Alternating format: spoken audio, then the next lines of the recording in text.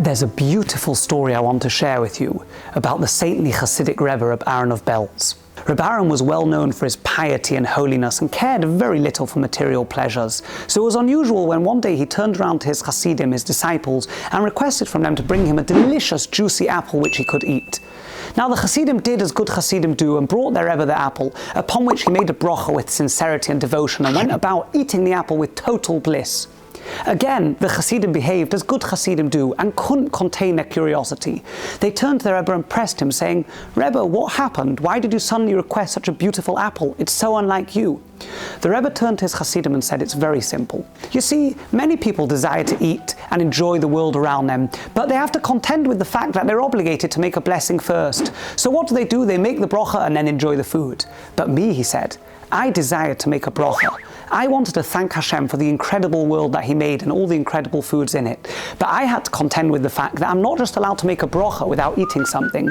So I requested a beautiful looking apple, and with sincerity and devotion, I concentrated on what I was saying, and I thanked Hashem for creating such foods in the world." In this week's parsha, the Torah describes the obligation of Birkas HaMazon, to bench, or as it's put in English, grace after meals. On a superficial level, it looks like we're commanded to thank Hashem for the food that we ate. You eat, and you're supposed to thank God afterwards for the food you eat. If someone's spouse prepares for them a delicious dinner, then afterwards it makes sense to go and thank the person for preparing the food.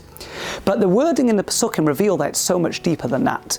The Torah doesn't simply say, "And if you eat, and if you enjoyed it, then thank God afterwards for it." The Torah says three phrases: "V'ochalta," and you will eat; "V'savata," and you will be satisfied; or "V'irachta es Hashem Elokecha," and then you will bless God. It's almost like the Torah commands us three different things. You will eat, you will be satisfied, and you will bless. That's quite overwhelming. The idea being expressed here is that Birkas HaMazon isn't just a consequence of eating.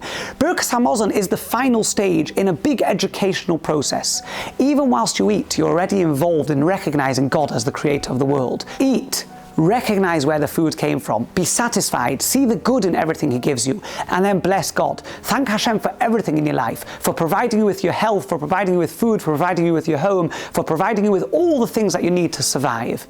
It's so unlike the Epicurean philosophy, which also has three commands: eat, drink, and be merry, because tomorrow you die. The Torah is telling us, eat, go ahead and enjoy the food, be satisfied, and then bless Hashem and recognize that He provides for all of our lives.